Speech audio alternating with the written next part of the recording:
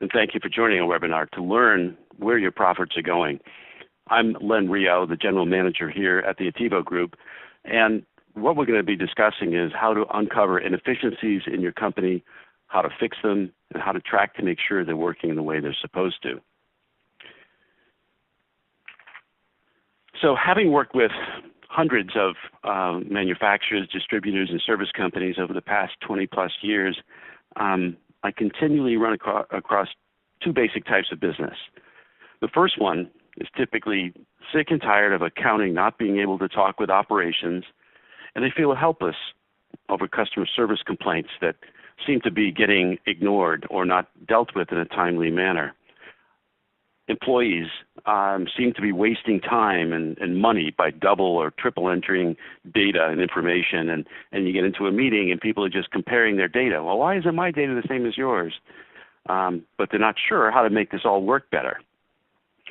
The fact of the matter is companies can get trapped inside their own processes and inefficiencies.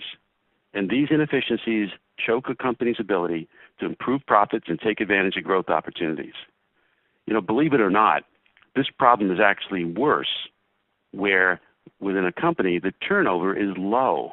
You would expect, oh great, we have a stable workforce. Well, the fact of the matter is that, in a stable company, the problem is that the same people do the same things year after year without ever thinking about how they might improve the process.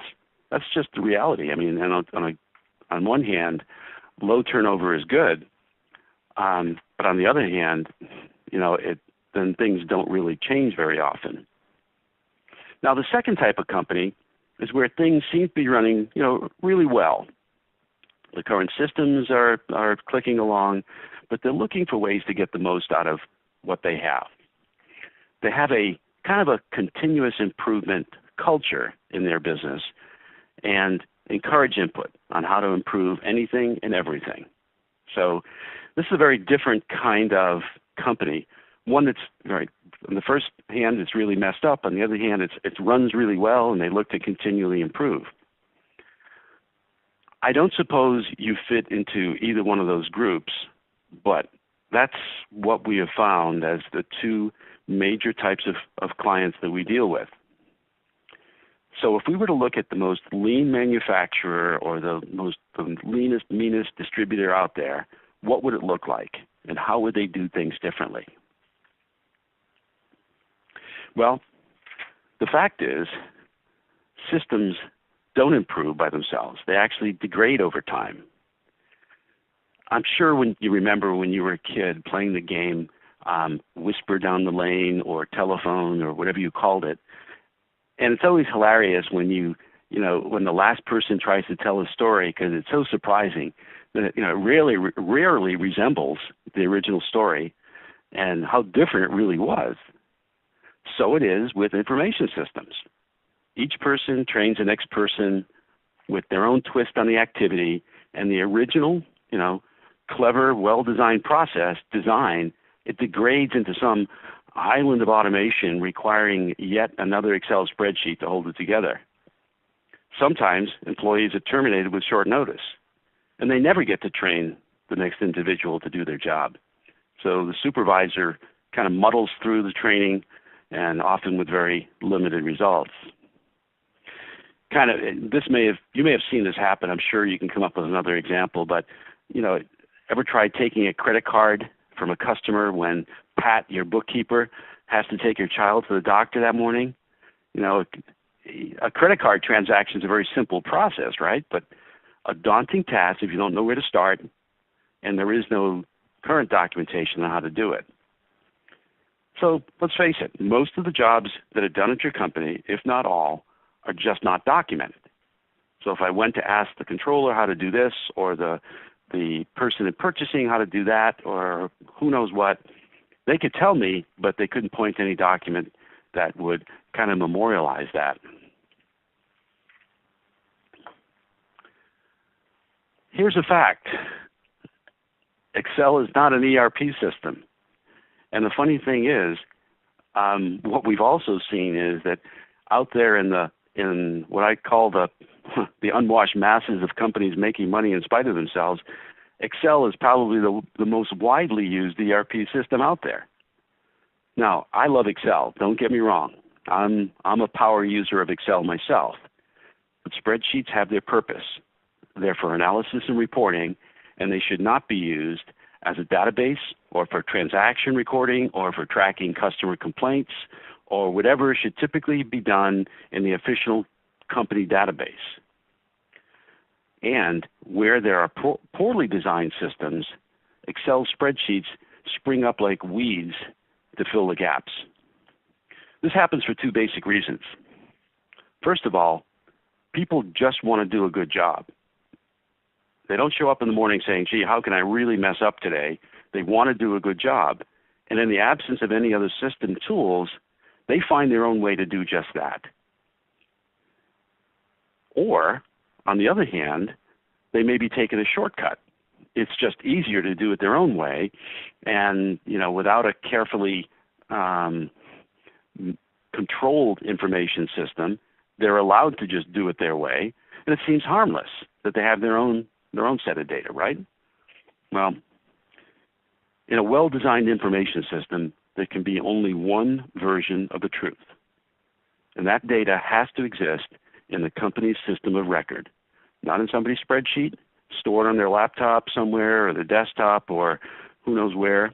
And different or duplicate databases of the same information just cannot be allowed because it introduces waste, it introduces error, and it introduces, clearly, duplication of effort.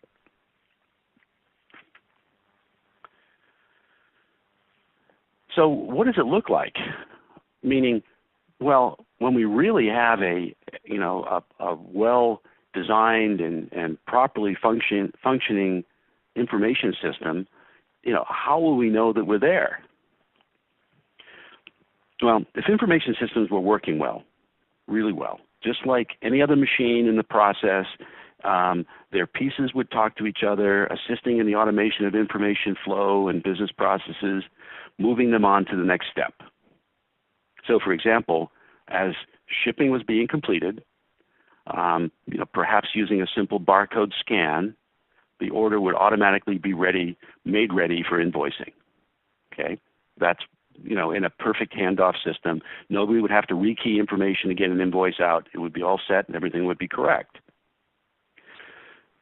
But the bad news is that when it comes to designing these systems and deploying them and getting people trained and working the bugs out, the job is never done because business doesn't stand still for very long, and new requirements or changes demand improvements, changes, or simple tune-ups, to keep information systems running in an optimal fashion to support the necessary business processes.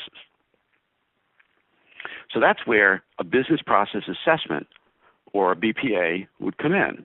A BPA would uncover opportunities to streamline and improve customer service, simplify reporting, visibility to data, reduce lead times for critical processes. It would also show how to manage increased volume in production without having to add staff, so that costs could be contained and profits could go up because costs are contained while volumes are rising. And a business process assessment can also help a company achieve compliance. There's a lot of places that require compliance, whether it's in financial controls for some audit purpose or for quality controls for customer quality requirements, or even government compliance for, who knows, OSHA training records or something of that nature. So, as an example of how all this works, I'd like to talk a little bit about one of our longstanding customers, Danchuck Manufacturing. Now, Danchuck is the world's largest American manufacturer and distributor of Chevy car parts for 55, 56, and 57 Chevrolets, and they're manufactured right here in Santa Ana. So they have always strived to maintain an extremely high level of customer service so people can get their questions answered and so on. But their customer service was starting to lag with their increasing sales volumes. And as they continued to grow, they saw more and more complaints were coming in. Also, their online web sales were really increasing, but their website was not integrated with their order entry system, requiring re-entry of orders, and therefore the associated mistakes that are inevitable with data duplication. They had also opened a second shipping facility in the Midwest, actually in Indiana, and needed a way to balance their inventories or optimize their inventories and handle intercompany transfers. So they knew that they were facing some process problems, but being inside their own company, they couldn't necessarily get the detailed view that they needed to make the necessary changes, nor would anyone expect that they would be aware of all of the information management tools out there in the industry, because that changes pretty rapidly. So that's where we came in. And essentially, we worked together as a team to help them assess their current processes, starting first with them doing a self-assessment. We then came to their facility and interviewed the key employees and reviewed all of their current processes. And then through this, we were able to uncover that not only was their outdated website wasting precious profits through a lack of integration with their ERP system and the potential for lost sales because the customers didn't know if the item was on hand or if it would be back ordered, and they got disappointed and canceled their orders and such. But it truly lacked the functionality that customers could use to make buying decisions. Because there's a lot of information that goes into buying these kind of parts before you can just hit that buy button and spend $600, $700, $800 on a part. There were lots and lots of avoidable errors, a lot of them in their customer service and inventory handling, delays in shipments. All of these were avoidable as we saw them. We also uncovered that their customer service department was managed kind of with very outdated processes. They wrote up paper service requests, and they sometimes used email. And with 25 customer service people using email, it just goes into a black hole of, I wonder if he's working on it. So this lack of accountability, hindered their brand as a high standard customer service based company.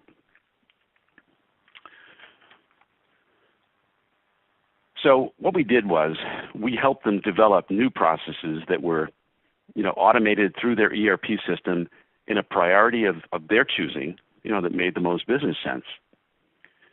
Now, this is a living document. What you're seeing here is the actual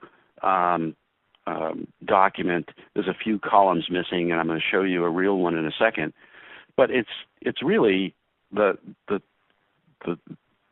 basis for how we're currently doing this process, what issues we're running into, and where our process improvements lie, and what are those. So not only did we do this initially with them, but as a living document, we regularly revisit their business process assessment, and we typically do that annually, and we reassess priorities for further process improvement. Because, again, new requirements would have crept up, and perhaps things that weren't so important last year are really important this year. And this allows them to continue to move forward in a positive direction. And because they're utilizing the BPA, they don't always need new systems, but we can continue to refine their existing systems so that they can be operating at more effectively and as efficiently as possible. So simply put, the business process assessment enables continuous improvement. And the Japanese have a term for this. It's called Kaizen. We showed them how to do this after World War II, and we need to begin doing this in American business on a regular basis. So just briefly, I would like to show you the recent reassessment that we've been working on and the kind of things that we have found there. And I apologize if this is very small, but I'll try to point out some of the highlights here. In their purchasing area, which was just recently reviewed, we realized that there's a couple of issues. first of all, their drop ship customer orders is a fairly large percentage of their business. So for example, when a customer orders interior components, they're a specific color. Those have to be direct ordered from the factory that makes that kind of stuff. Danchuck themselves makes a lot of their parts, but that's not one of them. Okay, there's a specialist who makes that, and they order it through them. Well, the problem was that the current process was designed to put this order on hold when it came in because we needed to make sure we got a purchase order out, and we needed to make sure that we took the credit card from the customer and it cleared because it's a non-refundable deposit, and so on and so forth. Well, the fact is, I won't bore you with those details, but as we talked it through inside of 20 minutes, we realized that there could be something on the order of 16 to 20 hours per week saved by their purchasing agent who was working on all of this stuff by some simple process changes and use of a feature that's already in their software to automatically create the purchase orders in an unreleased fashion related to that sales order, ready for their review. And essentially, if you look at this section here, even on the high side, it may take a $2,500 investment to save $24,000 annually. So this is the approach that's taken to, first of all, prioritize, as you can see, that certain things are nice to have or okay as is, or they're important, or they're urgent. And given the magnitude of the savings and the fact that the general manager really needs the purchasing manager to take on other responsibilities, 16 to 20 hours a week is huge. And so we made a very conservative estimate that that would save them $24,000 a year. And this is something that we're currently scoping, testing, and about to begin implementing for them. So that's an example of how we then continue to assess an existing online living document even after the first time through. There's always plenty of low-hanging fruit. So what you saw in terms of that $24,000, it's really, sometimes you can get into a lot of detail and identify, by minutes and so forth, how you're currently going to do it and how it'll be done with a new process to come up with those savings. But the fact is that for business owners and CFOs, and for each one of us, day to day, money talks. That's why we got up and went to work, so we can make a profit. So this is the way that we approach these business process assessments. We either have a return on investment opportunity, like we just saw in the purchasing area, or we have some kind of a compliance issue that we just don't have any choice for, because instead of a return on investment, there's a potential penalty, like lost sales or some kind of OSHA fine or an unfavorable audit that could affect our ability to do bank lending. So essentially, in 3 easy steps, I'd like to just kind of explain how it works. First of all, there's a little bit of preparation. Within your company, a project leader would be assigned who would determine who should be participating in this effort. So we'll look at each major functional area, and there might be 1 or 2 people that might be involved. In a smaller company, there might only be 4 people total involved in the whole process, because everyone's wearing a number of different hats. It really doesn't matter. Truth is, the more people who could potentially provide us input, the better. At that point, once those determinations are made, we'll then schedule and lead an online introduction and provide some instructions for each participant on how to do this. It's very much like entering information into a spreadsheet. It's really not rocket science at all. And then what we'll do is we will email the login instructions, including a short video as to how to do all of this. So they can always refer back. On the execution side, the participants will provide their initial input, and they'll be doing this as they need to. Typically, it might take them an hour or 2 hours to kind of jot down some notes of the responding to the questions regarding how do you do this or how do you do that, and what pain they're experiencing in terms of issues, and what's in their head in terms of potential process improvement opportunities. And then we'll schedule some on-site interviews and meet with each one of them and peel the onion a little bit further. So tell me a little bit more about this. And so what about that? And how much time is that taking you? What do you think that could be saved? And so forth, to really get to the bottom of real process improvement opportunities. And the third and the last phase is essentially working with you, the project leader, a number of the functional area experts, to analyze those process improvement opportunities and discuss them with you. Is this making sense? This is your document. This is not a TiVo's document. We're trying to develop best practices in each of these areas that are appropriate for your company. In the final analysis, what we do is we prepare a summary, present it to the team, all of the participants, in other words, so that they can kind of get a vision as to where the opportunities are and discuss the next steps in terms of how the company is going to be potentially improved. So you might ask, well, gee, why does this all work?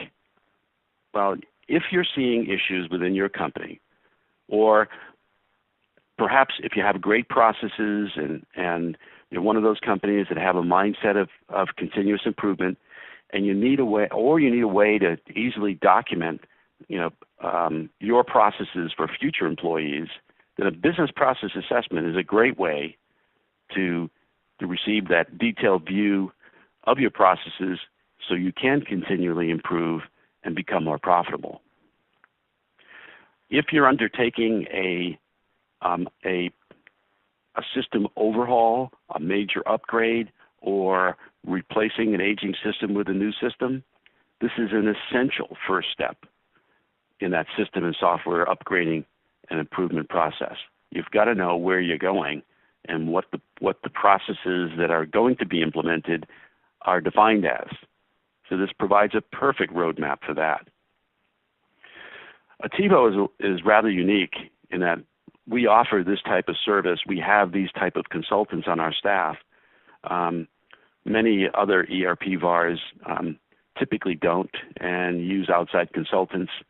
The net result of that is the ERP consultants themselves doing the implementation don't necessarily have as detailed an understanding of the requirements and can't be quite as effective in doing the implementation.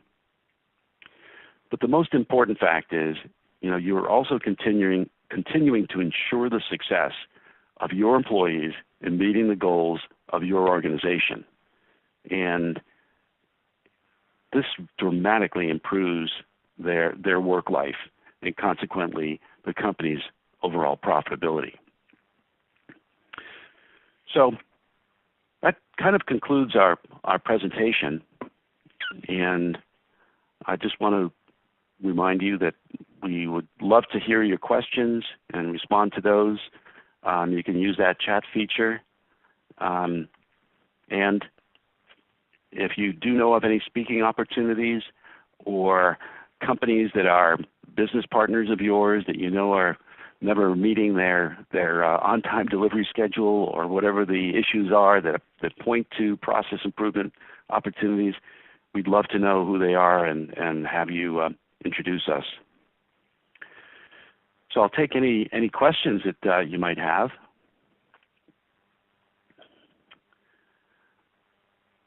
One question that I see is, how long does this typically take? That's a good question.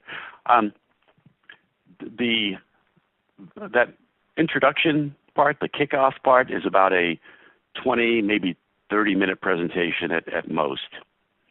That the execution side is actually, there's two pieces of that. One is we want to give the participants enough time to work it into their schedule to complete as much as they can of the interview questionnaire.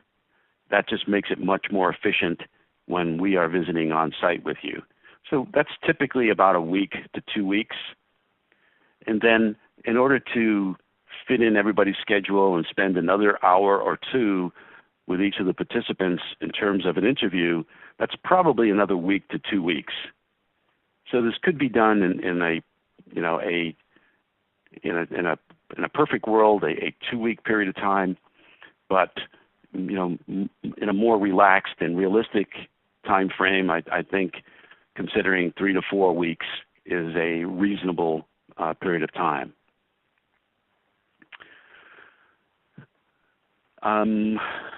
Let's see, cost. That's another good question. What does it cost? Well, I'll answer like my attorney usually answers me. It depends. And it depends on, I love my attorney, don't get me wrong, but it depends on the number of people that have to be interviewed, the number of facilities that may have to be visited. There may be operations on the other side of the country, and we got to arrange for travel and so on and so forth. So typically, it's anywhere from $3,000 to $5,000 as a fixed price contract, and so it's pretty affordable and it provides a tremendous amount of input along the way. Let's see. Any other questions? Oh, here's one more. Who should participate? Well, that's a really good question. The reality is, I think anybody that is, that you would call very important to your organization, meaning they're key managers or functional, they have a lot of functional area knowledge, they should be asked to participate. There's a psychological benefit here too when you ask for their input and pay serious attention to that, and then go about making changes based on their input. That empowers them significantly. So, without turning this into a great big crowd survey, as many people as you possibly can should be included. Any knowledge worker should have some input. Here's the problem I'm having. And the reality is, when we're interviewing them, there's a lot of low-hanging fruit that we just deal with right then and there. Oh, did you know that there's a report that handles that? No, where is it? And we show that to them, and so we kind of get a bunch of stuff, aired out right away.